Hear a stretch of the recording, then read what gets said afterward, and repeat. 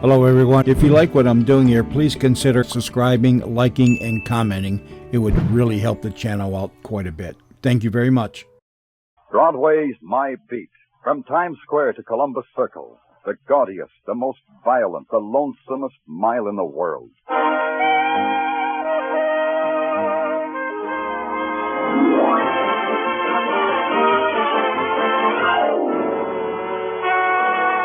Broadway's My Beat, with Larry Thor as Detective Danny Clover.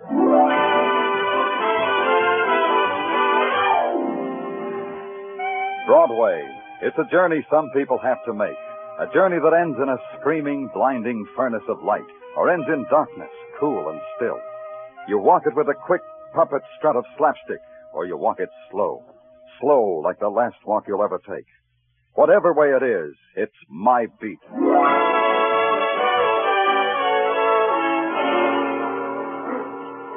Broadway is full of people that are like pieces of a jigsaw puzzle. One of them, if you put them together right, will turn out to be Jed Stacy, scandal reporter for a rag that reports scandals.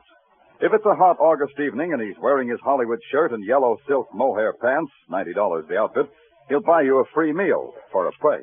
Jacques, bring us prosciutto with melon, vichyssoise, shrimp poulette, and a decent white wine. You got that? Oui, Monsieur Stacy. Yeah. Okay, Jed. Why the banquet?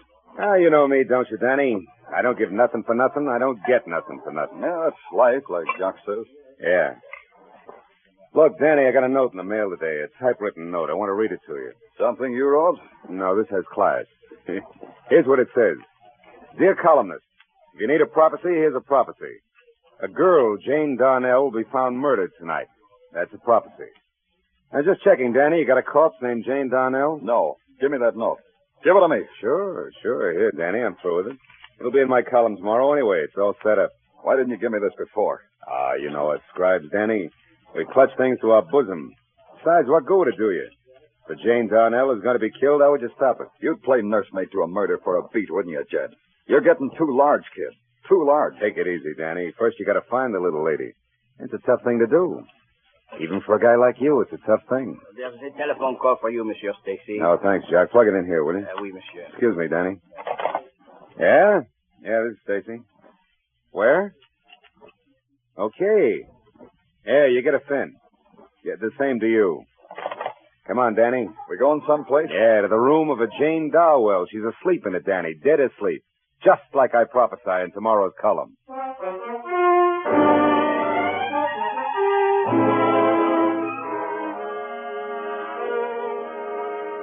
In here, Lieutenant.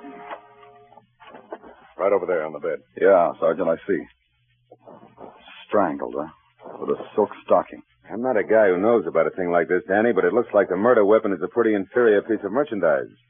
$1.98 will get you 3 pairs. Take your hands off that stocking, Jed. Huh? Oh, yeah, sure, Danny. Police methods. I should have known better. Okay, Sergeant, give me the rundown. Call from the landlady at 8:10 p.m. Yeah? Landlady's story as follows.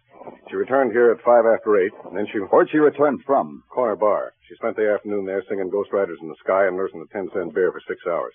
And they threw her out at 8 sharp. Yeah, we checked. Go on. Well, the landlady knocked at the door of Jane Darnell, the deceased. Upon receiving no answer, she walked in and found the deceased thus. Like so. Okay. Where's the landlady now? I peeked across the hall when we came in, Danny. Yeah? There's a little old lady sitting in a rocker with a compress on a little wrinkled forehead and a little wrinkled nose on top of a big bottle. Landlady, huh? Yeah. Right in here, lady. Come on, right in this room. Take your hands off of me. I've been walking a long time without your help. Who's this, officer? A man who says he lives here. A man who My says his name name's Matt Taylor. What's going on here? Okay, officer, that's all. What's your business here, Mr. Taylor? I live here. Now answer a question for me. What's this all about? Did you know Jane Darnell? Oh, my Shirley. She takes 2 hours every Saturday night in the bathroom. And she is the... Oh, that's her over on the bed there. What's the matter with her? She's dead. Murdered. Murdered? Well, who did it? Mr. Taylor, there's millions of people in New York. A little while ago, one of those millions of people came into this room and wrapped a silk stocking around Jane Darnell's neck. The person who did that was the person who murdered her. Do you know who it was, Mr. Taylor? Mr. Taylor didn't. She was just the other renter here in the boarding house as far as he was concerned. She never even smiled at him, he said. Man, you'd have to be mighty strange to kill a girl for that, he assured me. I assured him he'd better stick around. And then I went home and had indigestion all night from the meal Judge Stacy ordered that I never ate. The next morning, I spent the first 2 hours mulling over what I had in the murder of Jane Darnell. It came to two things. All I had was a girl in the morgue and a typewritten note saying she'd be there. Or, as Sergeant Tartaglia put it... All we got, Danny, is a girl in the morgue and a typewritten note saying she'd be there. Tartaglia, would you mind repeating that? Oh, sure, Danny. I said all we got is a... Never mind. Anything on that typewritten note Judge Stacy gave me? Kind of typewriter, stationery? Oh, typed on a Corona Portable. A new model. Cheap grade of stationery. The 5 and 10 cent store stuff. Routine check turn up anything? Well, not yet. I can't find a thing on this Jane Darnell. No friends, no relatives, nothing, Danny. Well, it looks like this will be a tough one for us to crack. It'll take time, Tartaglia, but it'll crack. Danny Clover speaking. What? Who is this? Tartaglia, trace this call. Yeah. Who is this speaking? I can't hear you. Speak louder, huh? Yeah, I got that. When? Who is this speaking? Hello? Hello?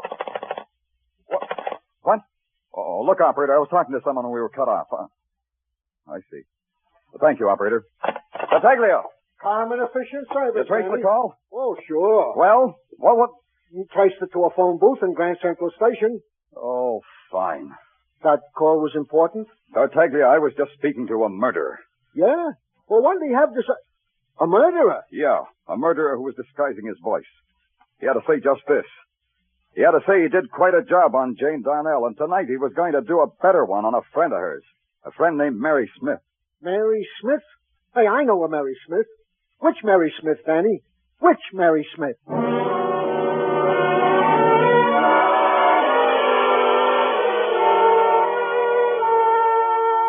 Tartaglia was right. In a city of 8 million, what chance do you have of finding a Mary Smith? If it's the Mary Smith who's going to be struck down by a murderer, the odds are precisely 1 in 8 million. You come up with Mary Smiths, all right.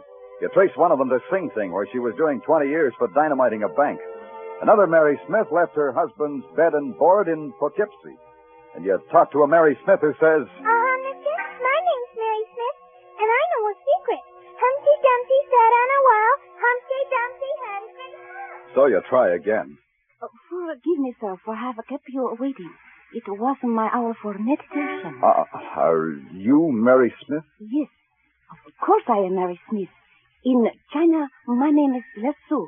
But since I am in America, I have adopted a name that is 100% American. Mary Smith. And do you know a Jane Darnell? No, I am sure I do not. Jane Darnell. Oh, Americans have such a strange name. Yeah.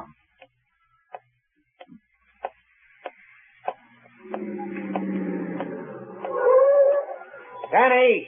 Hey, Danny, hop in.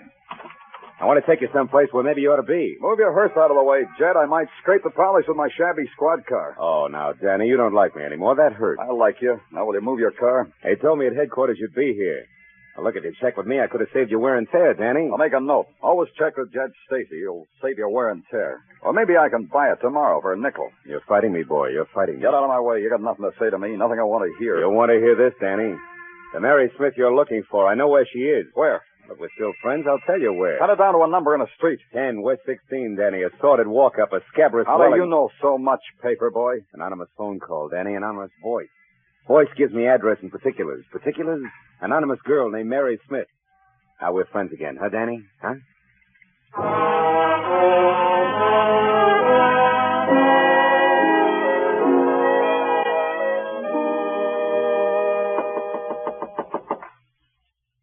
Miss Smith. Miss Smith. Open up, Miss Smith. It's the police. Maybe you should open it yourself, Clover. Yeah.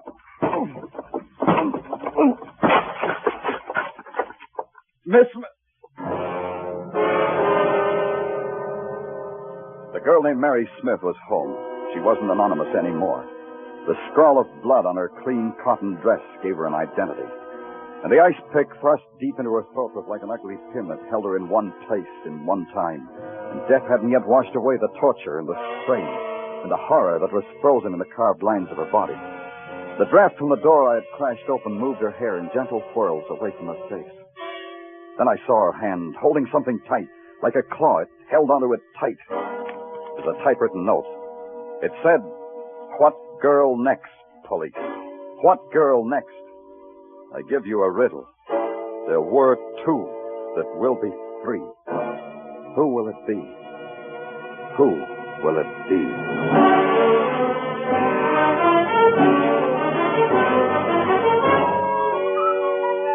You are listening to Broadway's My Beat with Larry Thor as Detective Danny Clover.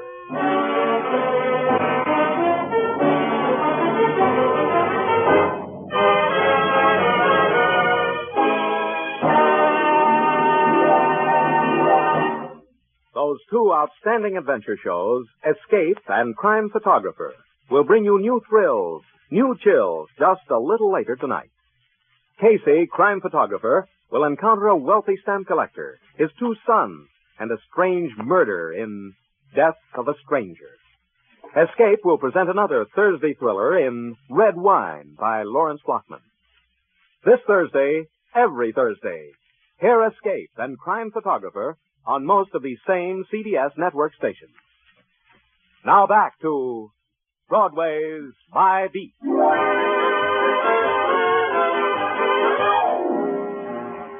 Broadway all depends on the mood you're in. You can be part of the mob and perform for the sightseers, or you can write notes about murdering women and go about your business of murdering. In the latter case, Broadway dangles from strings. Broadway performs for a madman. It puts on a mask of horror and talks in whispers. Two people had died violently, and the clues I had for their dying were about as valuable as a pinch of dust. Correction, I had a thing of value. Another note. What girl next, the note said. It would be valuable if I knew what girl next.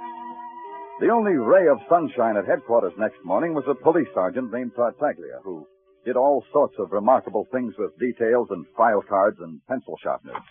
Morning, Danny. Good morning, good morning, good morning. Yeah, what have we got, Tartaglia? Well, I checked Judge Stacy, like you said. Hmm? Hey, he's got a pretty good alibi. He was with you at the approximate time of both murders. Only approximate. How long does it take to kill a person? Hey, what did you find on that boarder, Mac Taylor? Oh, he's got an answer for every question we ask him. Right now, we're still checking the answers. So far, Mac Taylor's been telling the truth. Okay. What's in that envelope? Oh, in this envelope, Danny, intelligence from the FBI. Well, with Los Angeles still operating, it's a wonder they have the time. Let's see it. Yeah, sure, here. You know, on account of we didn't have any data on Jane Darnell and Mary Smith, I wired their prints down to Washington like you should have. Yeah. This data you're holding was wired back. Hey, those boys in Washington sure work. Hey, look at this, Tartaglia. Huh? A link. A link between Jane Darnell and Mary Smith. Washington had their prints because they worked in a war plant. That tells you something, Danny? Maybe. Maybe a lot. They both worked for the same outfit, the Westfold Tool Company, a manufacturing firm across the river in Jersey. Get my hip boots, Tartaglia. I'm going to take a boat ride.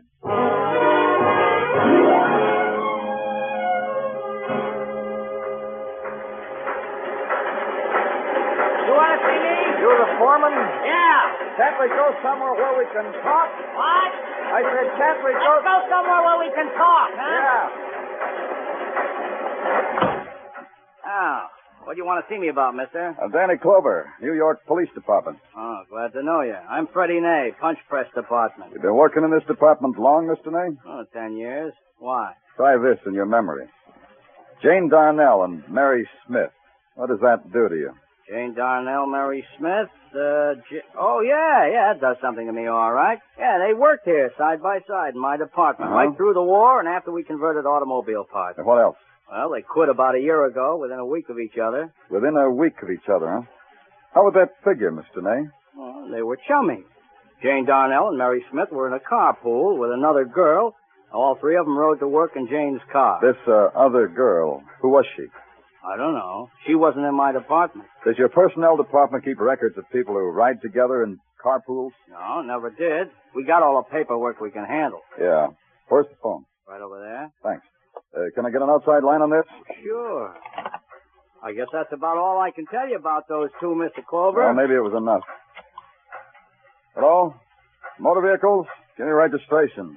Anything else, Mr. Clover? No, that'll be all. Registration? This is Danny Clover. Want the make and the model of a car owned by Jane Darnell. Yeah, motor number 2. You sure there's nothing else, Mr. Clover? I enjoy aiding and abetting the police. I said that's all. You can go now. Yeah? Yeah? DeSoto sedan, 1947. Motor number 137596. Yeah, I got it. Thanks. Get the operator to connect me with Sergeant Tartaglia at headquarters.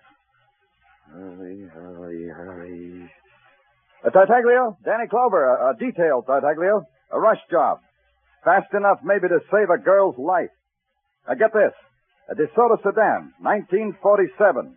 Motor number 137596.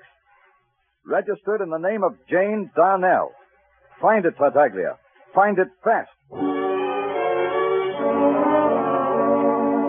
Now all there was to wait. Wait while the life of a girl ticked away. A nameless girl in a nameless place. And the girl without the name watched as you waited, her face veiled in the gauze of terror, and her eyes piercing the veil with hatred because all you could do was wait. There were 2 that will be free, the note said. And 3 is a number that can add up to death. And a motor has a number that can add up to... And then suddenly the waiting was over. They traced the number. Traced it to a littered, junk-strewn yard presided over by a frightened little man wearing a beret. I do not know why suddenly I am a matter for the police. I have done everything as it was told me to. Oh, well, don't worry about it, Mr. Stern, David Stern. Yeah. They tell me here in America that there is dignity in dealing with junk. So I deal in it. But with the police, dignity becomes sour. It'll sweeten up, Mr. Stern. Give us a chance. Oh, I did not mean that. I mean, what I mean is not insult, only an analysis, a philosophical diagnosis. It's too deep for me, Mr. Stern. Some other time. Where's the car? You mean the one that the policeman in the uniform checked its number and its internal anatomy? I mean the one... Yeah, that's the one I mean. Internal anatomy? It's right here to your left. You see? That heap of junk? The police are interested perhaps in buying some used parts. The hubcaps are still nice and the carburetor... When was this brought in, Mr. Stern? Oh, just about a year ago. I remember because, you see, I remember the personality of machines. Now, this one is the victim of complete nervous shock. It looks like it was in a wreck, a bad wreck. Exactly. That's what brought on this psychosis. But in good hands, with good treatment, this could recover.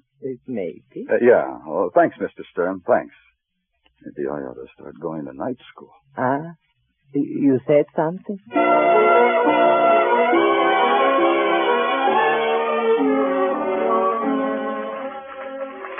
Danny, hi. Welcome to Police Transcript and Record. Your presence is like a shaft of light in a warehouse of darkness. Coslow, will you do something for me and not have it come out an epic? This will take much doing. What's your pleasure, Danny? Open a window. How do you guys breathe in here? Sergeant down? Yeah, Coslow. Open a window. Danny can't breathe. That was thrilling how you did that, Sergeant Downs. You may now go back to your typewriter. Anything else, Danny? I could fan you with this fan, courtesy Huxley's mortuary. Oh, thanks. A little closer, Coslow. Fine. Now get me everything you've got on an automobile accident. This car, about a year ago. Sergeant Downs? You get it, Coslow. I'll hold the fan. Your command is like a caress, Danny. Never mind, Downs. I shall get it. Oh, by the way, Danny, there's a gentleman sitting over there, been waiting for you. Gentleman by the name of Jed Stacy. Shall I present you? Get the dope on the accident now, as in right now. Yes, sir, Lieutenant, sir. What do you want, Jed? Oh, it's not what I want, Danny. It's what my syndicate wants. You know, columnists, no life of their own. Is that why you're always around when people die? So you can gloat? I didn't hear you say that, Danny. I'll make like I didn't hear it. Now, Danny, my syndicate is curious whether you found out who the number 3 girl's going to be. I bleed for you and your syndicate. You told me about the other 2, Jed. How come you don't have a private line on this one? Danny, I got it. All by myself. Brief it for me, Coslow. Just the words, without the ham. How else? Accident involving this car, May 10th, 1948. Crashed into by Mrs. Mildred Quimby. Mrs. Quimby was killed. Who was in the DeSoto when it happened? 3 girls, Jane Darnell, Mary Smith, and Sally Webb. You got an address on this Sally Webb? Most assuredly. 417th West 55th. We also got pictures of the whole mess. You may have them if you want them, Danny, without signing. Take back your fan, Coslow. You earned it. Sally Webb, eh? That's the girl my syndicate wants. Do they now? Print this, Jed. Print it and I'll tear you apart. So long, Jed.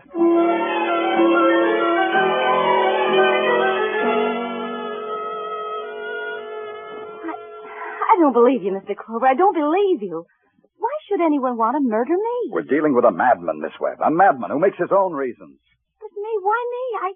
I never hurt anyone or anything in my life. Maybe Jane Darnell and Mary Smith were like that, but they were killed. Well, I hardly knew them. I just rode with them to work. We had nothing in common outside of that. You had this in common, Miss Webb. You were in an accident in which a woman was killed. So she was killed. Can't you rise from the dead to murder me for that? Someone who loved her very much might want to kill you because he holds all of you responsible for her death. Oh, then why don't you catch him, put him in a cage, rip him into shreds, and, well, do something. Something. Miss Webb, that picture on your bureau. Who is it? My boyfriend. Why? How long have you known him? Oh, a few months. You expecting someone? No. Let him in. Let them in, Sally. Hi, Sally. I found this envelope addressed to you in your mailbox. I brought it up. Is it all right? Give it to me, little girl. Huh? Oh, give it to him, Mary, and you'd better go now. All right, Sally. Sorry I haven't time to be polite, Sally. Mind if I see what's in the envelope? Thanks. Here. Read it, Sally. And the third is Sally Webb. At 8 o'clock tonight, it's Sally Webb. Spin, Sally, spin till 8 o'clock. Then it's done. The same cheap paper, the same type, the same pattern. Now do you believe it, Sally? Oh, yes. Yes, help me, Mr. Clover. Please help me. If you'll help me. How? Just tell me how. Sally, I want you to spend the rest of the day as you would spend any other day. One of our men will be with you all the time. You'll never see him. You're not to look for him. But I want you back here before 8 o'clock, understand? Before 8 o'clock. Oh, I'm frightened, Mr. Clover. I'm frightened. The only way, Sally. You wanted him in a cage? That's where you'll be, just like you said. In a cage. So the trap was set. Sally Webb, the bait. New York Police Department, the hunter. The hunted? Somebody in that jungle city. Somebody crouching now in a dark corner until another time of killing. The man I had tail Sally Webb called in every half hour. From a dress shop, a fruit store, from a laundromat. Places like that. Then about 7 o'clock, the trap began to shape itself. A police cordon thrown around the block on West 55th Street where Sally lived. And a few minutes before 8, I was standing in a doorway next to the address. And the trap was ready to be sprung.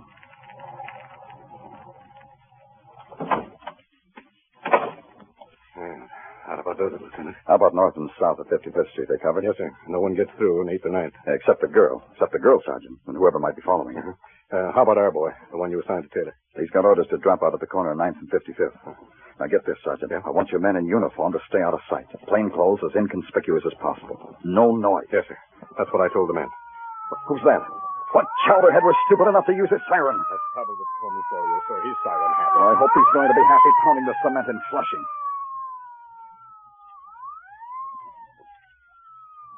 Hey, Lieutenant. That girl who just came out of the subway entrance. That's her. Sally Webb. What time is it? Just about 8. She's walking awful slow. She's scared. Scared.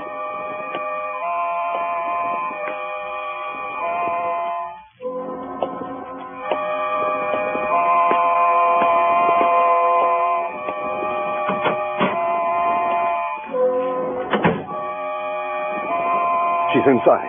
See? The lights just went on. Let's go, Sergeant.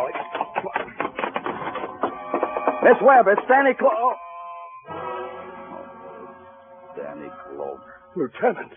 Yeah, she's dead. She's dead, Sergeant. Close your eyes and try real hard to believe it. She's dead. But I don't understand. How could the coroner will call it a long, sharp weapon. The coroner's jury can blame me for it. What are you talking about, Lieutenant? The subway. The one place I forgot about. The one place where she'd be with 1,000 people and still be alone. She was stabbed on the subway. She had just enough strength to get inside her door. What are you doing, Sergeant? Oh, this stuff must have spilled out of her purse when she keeled over. Just junk, though. Lipstick, cigarettes. What's that? The piece of paper you're holding? Nothing, I guess. Just a piece of paper. Oh, wait. Something's typed on it. Huh? Read it. Now is the time for all good men to come to the aid of his country. I love you, I love you, I love you. Let's see that. The letterhead says Ridley's Department Store, furnishings for your every need. Get me a squad car, Sergeant. I got a feeling Ridley's is going to furnish my every need.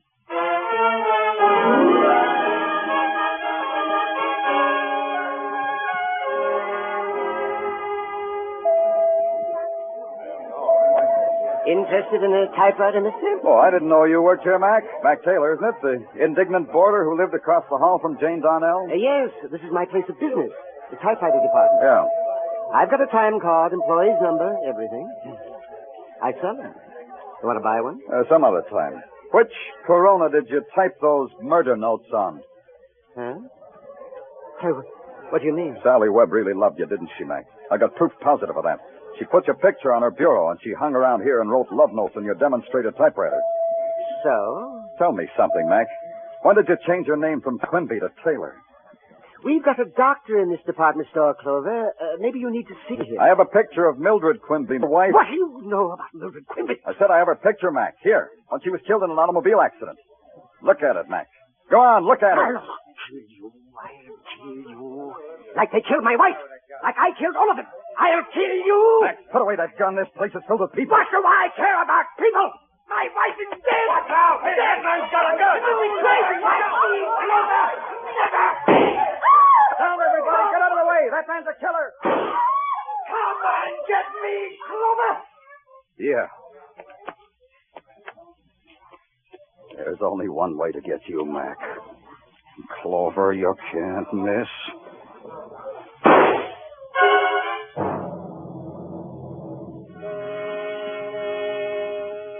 A madman lying in the blood of his death isn't much different from any man who dies in violence. There was a kind of furious serenity on the face of Mac Taylor, or Quimby, as though all at the same time he rejected and embraced the peace that a tearing bullet had offered his brain. They took him away. Then someone swirled a mop over the blood-stained tile of the floor. And that was the requiem for a madman. Broadway is a street of sounds. The hissing sound of the neon, the sweet sound of a girl's laugh, the harsh, rasping sound of the light deep inside the earth, and the other sounds, the sigh, the painful sigh no one hears. It's Broadway, the gaudiest, the most violent, the lonesomest mile in the world. Broadway, my beat.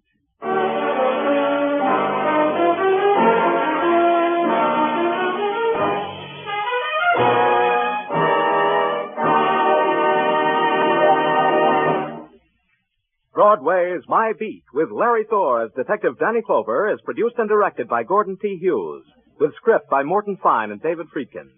Musical direction is by Lud Gluskin. Be sure to join us next week, same time, same station, for Broadway's My Beat. The launching of a promising career as a singer, a bunch of yellow roses from an admirer, a single sniff of their aroma, and sudden death. These are the events that launch Mr. Keene, himself a promising career man, as sleuth in one of his most fascinating cases tonight. Mr. Keene's latest adventure, the Yellow Rose murder case, follows immediately over most of these same stations. This is CBS, the Columbia Broadcasting System.